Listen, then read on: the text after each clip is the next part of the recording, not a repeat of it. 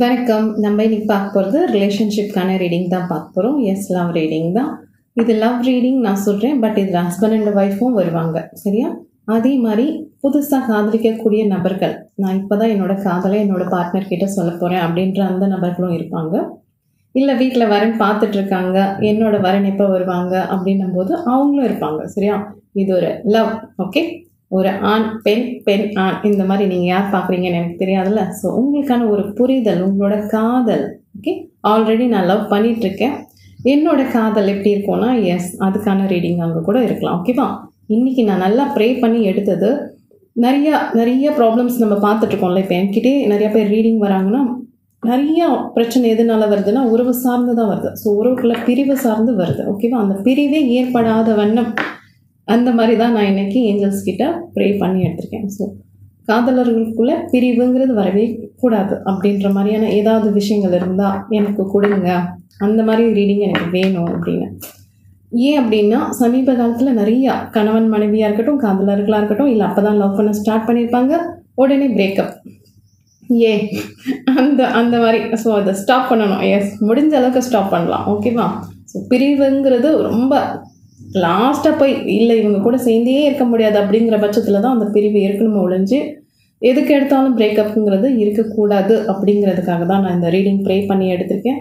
So இது ஒரே பைலாக தான் வரும், சரியா? ஸோ இந்த ஒரு பைலாக கிடைக்கிற ஆன்சரை நான் உங்களுக்கு கொடுக்குறேன். இப்போ நீங்கள் லவ்வர்ஸாக இருந்தாலும் சரி, கணவன் மனைவியாக இருந்தாலும் சரி, இல்லை புதுசாக எனக்கு ஒரு வாழ்க்கை துணை நான் பார்த்துட்ருக்கேன், இனிமேல் தான் பார்க்க போகிறேன், வீட்டில் வரேன்னு பார்த்துட்ருக்காங்க அப்படின்னாலும் சரி, ஓகேவா? நீங்கள் ஒரு இடத்துல கமிட் ஆக போகிறீங்க, இல்லை கமிட் ஆகிட்டீங்க, அந்த உங்களோட ரிலேஷன்ஷிப்பை நீங்கள் எவ்வளோ மேன்மையாக வச்சுக்க முடியுமோ அதற்கான ரீடிங் தான் இது, சரியா? ஸோ உங்களுக்கு புரிஞ்சிடுச்சுன்னு நினைக்கிறேன். நம்ம ரீடிங் ஸ்டார்ட் பண்ணலாம், சரியா? எஸ், இப்போ கார்ட்ஸில் பார்க்குற விஷயங்கள் என்ன தெரியுமா? நிறைய பேர் உங்களோட பார்ட்னரை விட்டு தனியாக இருக்கீங்க அப்படிங்கிற மாதிரி இருக்கு. நோ கான்டாக்ட் சுச்சுவேஷனில் இருக்கலாம், அப்படி இல்லைனா உங்களோட காதலுக்காக காத்துட்ருக்கலாம். இப்போ ப்ரெசன்ட் சுச்சுவேஷனில் அவ்வளோவா பார்ட்னர்ஸ் இல்லை அப்படின்ற மாதிரி கார்ட்ஸ் வந்திருக்கு. ரொம்ப கொஞ்சம் பேருக்கு தான் அவங்களோட வாழ்க்கை துணை அவங்கக்கிட்ட இருக்காங்க. அது கணவன் மனைவியாக இருக்கலாம், இல்லை சில காதலர்களாக இருக்கலாம். அது கூட கொஞ்சம் இழுத்து பிடிச்சி வச்சுருக்குதுன்னு சொல்லுவாங்க இல்லையா? ஒருத்தர் அவ்வளோவா சரியாக அந்த காதலுக்கான ஒரு ஸ்பேஸ் கொடுத்துருக்க மாட்டாங்க. இன்னும் சில பேர் ஏதோ ஒன்று ஓடிட்டுருக்குப்பா, அவ்வளோ ஒன்றும் சுவாரஸ்யமாக எங்களோட காதல் இல்லை, இது போய் கல்யாணத்தில் முடியுமான்றதே எனக்கு ரொம்ப டவுட்டாக இருக்குது அப்படின்ற மாதிரியும் சில கார்ட்ஸ் வந்திருக்கு, ஓகேவா? பேலன்சிங் ரெண்டு பேருக்கும் சில நேரங்களில் இல்லை. எஸ், புரிதல்ங்கிறது இப்போது நீங்கள் பார்த்துட்ருக்க உங்களுக்கும் சரி, உங்களோட பார்ட்னர் நீங்கள் காதலிச்சுட்டு இருக்கீங்க அப்படின்ற பட்சத்தில் நான் சொல்கிறேன், கொஞ்சம் அப்பப்போ பேலன்சிங் போகுது. இந்த உறவுங்கிறது அதை புரிஞ்சுக்கணுமான்னு கேட்டால் எஸ், கண்டிப்பாக புரிஞ்சுக்கணும். இப்போ நீங்கள் ஒரு காதலனாவோ காதலியாவோ இருக்கீங்க அப்படின்ற பட்சத்தில் உங்களை பற்றி உங்களுக்கு முழுமையாக எல்லாமே தெரியும், சரியா? கார்ட்ஸில் வரதை நான் சொல்கிறேன். ஆனால் உங்களோட எதிர்பாலின, ஓகே, அது ஆணாவும் இருக்கலாம் பெண்ணாகவும் இருக்கலாம், அவங்கள பற்றி உங்களுக்கு எவ்வளோ தெரியும்? சும்மா தோற்ற பொலிவை வச்சு, இல்லை அவங்க கூட பேசுகிற ஹாய் பாயை வச்சு ஒரு புரிதல் வருமானு கேட்டால் இல்லை. உங்களுக்கு அவங்க கூட நெடுங்காலமாக இருக்கணும், எஸ், காலகாலத்துக்கும் இந்த உறவு தொடரணுங்கிற பட்சத்தில் அவங்கள பற்றி லேயர் பை லேயராக புரிஞ்சுக்க பாருங்க. ஏன்னா நீங்கள் எப்படி வளர்ந்து வளர்ந்து உங்களுக்கான ஒரு ஜோன் இருக்கும்ல, அதே மாதிரி தான் அவங்களுக்கான ஒரு தனிப்பட்ட ஒரு வாழ்க்கை முறை இருந்திருக்கலாம், ஓகேவா? அவங்களோட ஃபேமிலி, அவங்களோட நம்பிக்கைகள், ஸோ இதை சார்ந்து தான் அவங்க சில விஷயங்களை உங்ககிட்ட பேசுவாங்க. ஸோ பேசும்போது பேசி புரிஞ்சுக்கணுமான்னு கேட்டால் எஸ், பேசி புரிஞ்சுக்கணும். ஆனால் பேசி சண்டை வரக்கூடாது, ஓகேவா?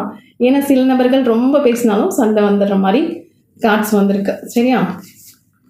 ரெஸ்பெக்ட், இப்போ நீங்கள் பார்த்துட்ருக்கீங்கல்ல, உங்களுக்கு உங்கள் மேலேயே ஒரு ரெஸ்பெக்ட் இருக்கணும். அதே மாதிரி உங்களோட எதிர்பாலினர், உங்களோட பார்ட்னர், ஓகே, ஆணாக இருக்கலாம் பெண்ணாக இருக்கலாம், அவங்களுக்கான ரெஸ்பெக்ட் நீங்கள் கொடுக்கணுமான்னு கேட்டால் கண்டிப்பாக கொடுக்கணும். அவங்களுக்கான ஒரு ஸ்பேஸ் கொடுக்கணுமான்னு கேட்டால் எஸ். எல்லா நேரத்துலையும் எல்லா விஷயத்துக்கும் நம்ம போய் அவங்கக்கிட்ட மூக்க நுழைச்சிட்டு இருக்கக்கூடாது. அவங்களுக்கான ஒரு ஸ்பேஸுங்கிறது கண்டிப்பாக நீங்கள் கொடுத்தீங்கன்னா உங்களோட காதல் கொஞ்சம் நீடிச்சு இருக்கும் அப்படின்ற மாதிரி இருக்குது. ஏன்னா சில நேரங்களில் ஒரு பட்டாம்பூச்சியாக இருந்தால் கூட நம்ம கையில் அதை உட்காந்துருக்குன்னும் போது அது நம்ம ரசிக்கணும், தவிர அது எங்கேயுமே பறந்து போயிடக்கூடாது. அது நமக்காக அப்படின்னு சொல்லி அந்த கையை மூடணுன்னா அதோட பிரீத் பண்ண முடியாது, சாரி.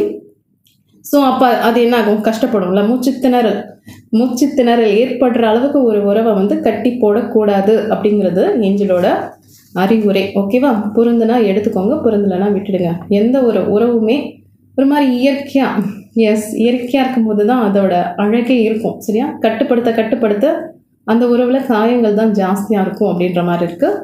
உங்களோட இப்போ நீங்கள் ரிலேஷன்ஷிப்பில் இருக்கீங்க, இல்லை புதுசாக போக போகிறேன், இல்லை புதுசாக திருமணம் ஆக போகுது எனக்கு அப்படின்ற பட்சத்தில் இதெல்லாம் ஞாபகம் வச்சுக்கோங்க. ஓகேவா? ஸோ உங்களோட பார்ட்னரை கொஞ்சம் ரெஸ்பெக்டாக நடத்துங்க, அவங்களுக்கான மரியாதை கொடுங்க, அதே டைம் உங்களுக்கான மரியாதை நீங்களும் கொடுத்துக்கோங்க. அந்த உறவில் ஒரு பிரீத்திங் ஸ்பேஸ் கொடுங்க அப்படின்றது தான் ஏஞ்சலோட மெசேஜஸ். Okay, S. இன்னொன்று பொருளாதாரம் சார்ந்து நீங்களும் சரி அவங்களும் சரி கொஞ்சம் இண்டிபெண்ட்டாக இருக்க கற்றுக்கங்க. ஒருத்தரை சார்ந்து அப்படியே 100% அவங்க தான், நீங்கள் ஆணாக இருக்கலாம் பெண்ணாக இருக்கலாம். ஓகே, அவங்க கையை எதிர்பார்த்து இருக்கிற மாதிரி இருக்கக்கூடாது, எப்போவுமே இருக்கக்கூடாது. சரியா? ஸோ ஆளாளுக்கு ஒரு வேலையை வச்சுக்கிட்டிங்கன்னா அது இன்னும் சிறப்பாக இருக்கும் அப்படின்ற மாதிரி இருக்குது. ஓகேவா? தோற்றப்பொலிவு, உடல் ஆரோக்கியம். Okay, yes. அதில் சில பேர் கொஞ்சம் அடி விட்டுறீங்க அப்படின்ற மாதிரி இருக்கு. எஸ், காதலியும் ஆக்குற வரைக்கும் நான் என்னோட அப்பியரன்ஸை ரொம்ப அழகாக வச்சுருந்தேன். பட் கமிட் ஆன பிறகு நான் அவ்வளோ என்னை கண்டுக்க மாட்டேங்கிறேன் அப்படின்ற மாதிரி இருக்கலாம். பட் அது வேணாம். ஓகேவா? இப்போ நீங்கள் ஒரு ரிலேஷன்ஷிப்குள்ளே இருக்கீங்க அப்படின்ற பட்சத்தில் நீங்கள் தான் அவங்களோட ஃபர்ஸ்ட் பர்சன். ஓகே, பார்க்கும்போது பளிச்சுன்னு அழகாக நேர்த்தியாக இருக்கணும். அதே டைம் உங்களோட உடல் ஆரோக்கியமாக இருக்கணும். ஓகேவா? ஆரோக்கியங்கிறது வேற. ஆரோக்கியங்கிறது உடல் சார்ந்து மனம் சார்ந்து எல்லா விஷயத்துலையும் தெளிவான நபராக இருக்கணும். சரியா? ஸோ போர் அடிக்கிற மாதிரி மொக்க போடுற மாதிரி இருக்கக்கூடாது. சரியா? இதுதான். ஏன்னா ஒரு சுவாரஸ்யம் வேணும்ல. ஒவ்வொரு மனிதர்கிட்ட நம்ம பேசும்போது ஒரு சுவாரஸ்யமாகவும் ஒரு கலகலப்போடு இருந்தால் தான் பேச தோணும். சரியா? ஸோ இப்போ இவங்க இந்த காதலையும் தாண்டி கல்யாணம் ஆகி உங்கள் வாழ்க்கை முழுக்க இருக்க போகிறாங்க அப்படின்ற பட்சத்தில் அவங்கக்கிட்ட பேசும்போது நீங்கள் தான் அவங்களோட உலகம் அப்படின்னு மாறப்போகுது இல்லையா? ஸோ அந்த மாறுற உலகம் ரொம்ப சுவாரஸ்யமாக ரொம்ப அழகாக. அதுக்காக நான் எப்போவுமே சிரிச்சுக்கிட்டு அவங்கள குஷிப்படுத்திட்டு இருக்கணுமான்னு கேட்டால் இல்லை, அந்த மாதிரி கிடையாது. பட் ஒரு போரிங் பர்சனாக இருக்காதீங்க. சில நபர்கள் இங்கே கொஞ்சம் போரிங் பர்சனாக இருக்கிற மாதிரி கார்ட்ஸ் வந்திருக்கு. அதனால தான் சொல்கிறேன். ஆர்டிஃபிஷியலாக எதுவுமே பண்ண வேண்டாம். பட் இயல்பான ஒரு நகைச்சுவையோடு இருக்கலாம் இல்லையா? இயல்பான ஒரு அழகோடு இருக்கலாம் இல்லையா? ஸோ அதுதான் ஏஞ்சல் சொல்கிறாங்க. ஸோ புரிஞ்சவங்க எடுத்துக்கோங்க. ஓகேவா? எப்போவுமே இப்போ நீங்கள் அவங்கள சார்ந்து அவங்கள பற்றி யோசிக்கிறீங்கல்ல, அதே மாதிரி உங்களோட முன்னேற்றத்துக்காகவும் நீங்கள் யோசிக்கணும். ஓகே, நீங்கள் ரிலேஷன்ஷிப்பில் இருந்தாலும் சரி 100% மொத்தமே அவங்கள சார்ந்து இருக்காதீங்க. உங்களோட அறிவாற்றலை வளர்த்துக்கோங்க. உங்களோட ஒரு திறமை, உங்களுக்கு என்ன திறமை இருக்குது, நீங்கள் பாடலாம், ஆடலாம், ஓட்டலாம். நான் வழக்கமாக சொல்கிற டைலாக் தான், பெயிண்டிங் பண்ணலாம். உங்களுக்கான ஒரு இண்டிவிஜுவலான ஒரு ஸ்பேஸ் இருக்கும் இல்லையா? ஸோ உங்களோட தகுதியை வளர்த்துக்க பாருங்கள். ஏன்னா வளர தான் பார்க்குறதுக்கு அழகாக இருக்கும். எங்கேயுமே காதலிச்சிட்டோம், கல்யாணம் பண்ணிட்டோம் அப்படின்ற ஒரு ஸ்டேஜில் எங்கேயுமே நின்றுடக்கூடாது. ஒவ்வொருத்தவங்களும் அவங்களுக்கான ஒரு வளர்ச்சி இருந்துக்கிட்டே இருக்கணும், நாள்தோறும் இருக்கணும். நம்மளை முதல்ல பிடிக்கணும். சரியா? அப்போ தான் மற்றவங்களுக்கு நம்மளை பிடிக்கும். அதுவும் உங்களோட பார்ட்னருக்கு உங்களை ரொம்ப பிடிக்கணும்னா உங்களோட தகுதியை நாளுக்கு நாள் வளர்த்துக்கிட்டே இருங்க. எப்போவுமே ஸ்மார்ட்டாக இருங்க அப்படின்ற மாதிரி கார்ட்ஸ் வந்திருக்கு. ஓகேவா? அதே மாதிரி அவங்கக்கிட்ட ஏதாவது நல்ல விஷயங்கள் இருக்கும்ல. இப்போ நீங்கள் எவ்வளோ சிறப்போ அவங்களும் அது மாதிரி ரொம்ப சிறப்பான நபர்களாக இருப்பாங்க. ஓகே, ஒரு சின்ன விஷயம் ஏதாவது சொல்கிறாங்கன்னா அவங்கள பாராட்ட தெரிஞ்சுக்கோங்க, ஊக்கப்படுத்த தெரிஞ்சுக்கோங்க அப்படின்ற மாதிரி கார்ட்ஸ் வந்திருக்கு. ஓகேவா? நீ என்னத்தை செஞ்ச, நீ மக்கு, நீ தத்தி, இந்த மாதிரி எப்போதுமே உங்களோட பார்ட்னர்ஸை திட்டாதீங்க. சரியா? ஒரு சின்ன விஷயம் பண்ணாலும் சூப்பராக இருக்குது, எஸ் பாராட்டி தான் பாருங்களேன். ஊக்கப்படுத்தி பார்த்தீங்கன்னா அவங்களுக்கு உலகமே நீங்கள் தான் அப்படின்னு மாறிடும். சரியா? ஸோ ஒவ்வொருத்தரும் இந்த உலகத்தில் எதுக்கு ஆசைப்படுறாங்கன்னா ஒருத்தர்கிட்ட அங்கீகாரம் கிடைக்காதா அப்படின்னு தான் ஆசைப்படுறாங்க. முக்கியமாக காதலர்களாக இருந்தீங்கன்னா உங்களோட பார்ட்னர் எப்போவுமே உங்ககிட்ட முதல்ல ஃபஸ்ட்டு ஓடி வர்றது ஒரு சின்ன குழந்தை மாதிரி, நான் இது பண்ணேன், நான் அது பண்ணேன் அப்படிங்கும்போது அது ஒரு பாராட்டை எதிர்பார்த்து தான். ஓகேவா? ஸோ தாராளமாக பாராட்டுங்க, சந்தோஷமாக இருங்க, உதாசீனப்படுத்தாதீங்க. அதே மாதிரி சில நேரங்களில் இப்போ நான் பாராட்ட சொன்னேன், சில டைமில் அவங்க ஏதாவது ஒரு தவறு பண்ணிட்டாங்க, இல்லை சரியாக பண்ணலை, சில விஷயம் சொதப்பிட்டாங்க அப்படின்னு வச்சா கூட அதை நெகட்டிவ் கமெண்ட்ஸாக சொல்லாமல் இது இப்படி இருந்தால் நல்லாயிருக்கும், அது அப்படி செஞ்சால் இன்னும் சிறப்பாக இருக்கும் அப்படின்ற மாதிரி ஊக்கப்படுத்தி உங்களோட காதலனோ காதலியோ கணவனோ மனைவியோ ஏதோ ஒரு பிஸ்னஸ் லாஸ் ஆகிடுச்சு, ஏதோ ஒரு தவறு பண்ணிட்டாங்க, இல்லை வேறு ஏதாவது ஒரு தவறு பண்ணிட்டாங்க. ஓகே, ஒரு 3ஆம் நபர் தலையீடு கூட இருந்துச்சுன்னு வைங்களேன் நீங்கள். பட் அவங்கள ரொம்ப உண்மையாக விரும்புகிறீங்க, அவங்களும் உங்களை விரும்புகிறாங்க, ஏதோ ஒரு சமய சந்தர்ப்பத்தினால அந்த மாதிரி ஆயிடுச்சு அப்படின்னா அதை உடனே ஒதுக்கி வைக்கணுன்ற அவசியம் கிடையாது. அவங்க உங்ககிட்ட விளக்கம் சொன்னாங்கன்னா ஓகே இது இப்படியா, இந்த சமயத்தில் இந்த மாதிரி நடந்துச்சா, ஓகே இனிமேல் இது வேண்டாம் அப்படின்ற மாதிரி ஒரு புரிதல் உங்கள் 2 பேருக்குள்ள ஒரு பாண்டிங் வளர்த்துக்காங்க. சரியா? எதுக்கு எடுத்தாலும் பிரிவுன்னா வாழ்க்கையில் யாருமே சேர்ந்திருக்க முடியாது. ஸோ நீங்கள் பாருங்கள் உங்களோட பர்சன் கிட்ட எவ்வளோ உங்களுக்கு கனெக்ட் ஆகுது அப்படின்னு பார்த்துட்டு தான் இதுக்கான டெசிஷன்ஸ் நீங்கள் எடுக்க முடியும். சரியா? சில தவறுகளை மன்னிக்கவே முடியாதுன்னா மன்னிக்க தேவையில்லை. சில தவறுகளை ஓகே தெரியாமல் தானே பண்ணிட்டாங்க, மன்னிச்சிடலாம். அவங்க என் மேலே ரொம்ப உண்மையான பாசம் வச்சுருக்காங்க அப்படிங்கிற பட்சத்தில் உங்கள் மனசு சொல்லும். உங்கள் மனசு சொல்கிற உள்ள உணர்வை நீங்கள் மதித்து செயல்பட்டீங்கனாலே அழகாக அது உங்களை வழி நடத்தும். ஓகேவா? பேசும்போது ரொம்ப இனிமையாக பேசுங்க அப்படின்ற மாதிரி சொல்லியிருக்காங்க ஏஞ்சல்ஸ். ஏங்க எப்போவுமே இனிமையாக பேசக்கூடாது, இனிமையாக பேசிக்கிட்டே இருக்கணுமா? கோவப்படக்கூடாது, திட்டக்கூடாது. ஆனால் திட்டுறது கூட இனிமையாக திட்டுங்க. உங்களை விட பெஸ்ட்டாக யாரும் திட்டவே முடியாது அப்படின்ற அளவுக்கு கோச்சிக்கோங்க, திட்டிக்கோங்க. ஓகேவா? ஸோ நல்லா இருக்கு, கார்ட்ஸ் நல்லா இருக்கு. நான் சொன்ன மாதிரி பொருளாதாரம் சார்ந்து அவங்கள ரொம்ப டிபெண்ட் பண்ணியிருக்காதீங்க. எனக்குன்னு இருக்கவும் பிடிச்சிக்காதீங்க. இருகப்பற்றலாம், தப்பே கிடையாது. பட் நம்மளை விட்டு ஒரு லவ் வெளியில் போகுதுன்னும் போது நம்ம அது இருகப்பற்றி பத்திரமா வச்சுக்கணும். அதே இருக்கும்போது அந்த காதல் உங்களுக்குன்னு தெரியும்ல, அப்போ கூட போய் எப்போவுமே சந்தேகப்படுறது, நீ அவங்க கிட்ட பேசின, நீ இவங்க கிட்ட பேசின, பிரச்சனையை நம்மளே காசு கொடுத்து வளர்க்கக்கூடாது. சரியா? ஸோ பேசும்போது என்ன வார்த்தைகள் பேசுகிறோம் அப்படின்றத கொஞ்சம் கவனமாக வச்சு பேசுனீங்கன்னா இந்த உறவுக்குள்ள சிக்கல்கள் ஏற்பட வாய்ப்புகள் மிகவும் குறைவு. ஸோ இது ஹஸ்பண்ட் அண்ட் ஒய்ஃபாக இருந்தாலும் சரி. சரியா? உங்களுக்குள்ளே நடக்கிற ப்ராப்ளம்ஸை உங்களுக்குள்ளேயே பார்த்துக்கோங்க. 3ஆம் நபர் தலையீடு வேண்டவே வேண்டாம் அப்படின்ற மாதிரி இருக்குது. ஒருத்தரை மட்டும் தட்டி பேசாதீங்க. ஏதோ ஒரு தவறு பண்ணிட்டாங்க, அதனால ஒருத்தர் நீ இப்படி நான் அப்படி பழைய கதையெல்லாம் எடுத்துகிட்டு வந்து குப்பை மாதிரி வச்சு கிளறக்கூடாது. ஓகேவா? அந்தந்த சந்தர்ப்பத்தில் சில விஷயங்கள் நடக்குதா, அதை அப்பப்போ பார்த்துட்டு அப்பப்போ சரி பண்ணிவிட்டு அதை அன்னையோடு விட்டுணும். அது அதுக்கு அடுத்த நாள் மாதிரி ரிவைன் பண்ணி படம் ஓட்டக்கூடாது அப்படின்ற மாதிரியும் கார்ட்ஸ் வந்திருக்கு. ஸோ நல்லா இருக்குது, உங்களோட கார்ட்ஸ் நல்லா இருக்கு. சில பேர் திருமணத்துக்காக காத்துட்ருக்கீங்க அப்படின்னா உங்களுக்கான ஒரு வாழ்க்கை துணை வரதுக்கும் சான்சஸ் நிறைய இருக்குது. ஸோ தேடினா கண்டிப்பாக கிடைப்பாங்க. இது எப்படின்னா உங்களுக்கு என்னென்ன இருக்குது. சரியா? இப்போ நீங்கள் மற்றவங்க கிட்ட எவ்வளோ எதிர்பார்க்குறீங்க, என்னோட காதலனோ காதலியோ இப்படி தான் இருக்கணும், இந்த மாதிரி ஹைட்டில் இருக்கணும், இந்த மாதிரி கலரில் இருக்கணும், இவ்வளோ சம்பாதிக்கணும், ஒரு சேஃப் ஜோனில் இருக்கணும்னு நீங்கள் நினைக்கிறீங்கல்ல, அதே மாதிரி தான் உங்களோட பர்சன் நினைப்பாங்க. சரியா? ஸோ தராசு தட்டுங்கிறது பேலன்ஸுங்கிறது கரெக்டாக இருக்கணும். அந்த மாதிரி பார்த்துக்கோங்க. நீங்களும் உங்களோட தகுதியை வளர்த்துக்கோங்க. எவ்வளோ பண்ண முடியுமோ அவ்வளோ பெஸ்ட்டாக இருக்க பாருங்கள். இல்லை நான் ஓகே, எனக்கு சுமாராக இருந்தால் கூட ஓகே, நான் பார்த்துக்கிறேன், நான் காதலிச்சுக்கிறேன்னா அது உங்களோட விருப்பம்.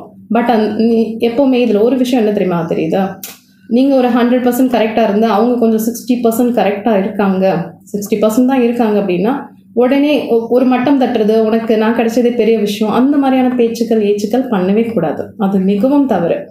ஏன்னா நீங்கள் தான் நினைக்கிறீங்க அவங்க 60% என்னோட அழகில் கம்மி, படிப்பில் கம்மி, வேறு ஒரு என்ன சொல்கிறது இன்டெலிஜென்ட்டாக இல்லை புத்தி கூர்மையாக இல்லை, நான் அவங்களுக்கு கிடைச்சதே ரொம்ப பெரிய விஷயமா சில பேர் நினைக்கலாம். பட் கார்டு படிக்கும்போது ரெசனேட் ஆகுறதுனால நான் சொல்கிறேன், எந்த ஒரு மனிதரும் இந்த உலகத்தில் பிறக்கிறாங்கன்னா அவங்கவுங்க ஒவ்வொருத்தவங்களும் ஒவ்வொரு யூனிக்கான பீஸ். ஓகே?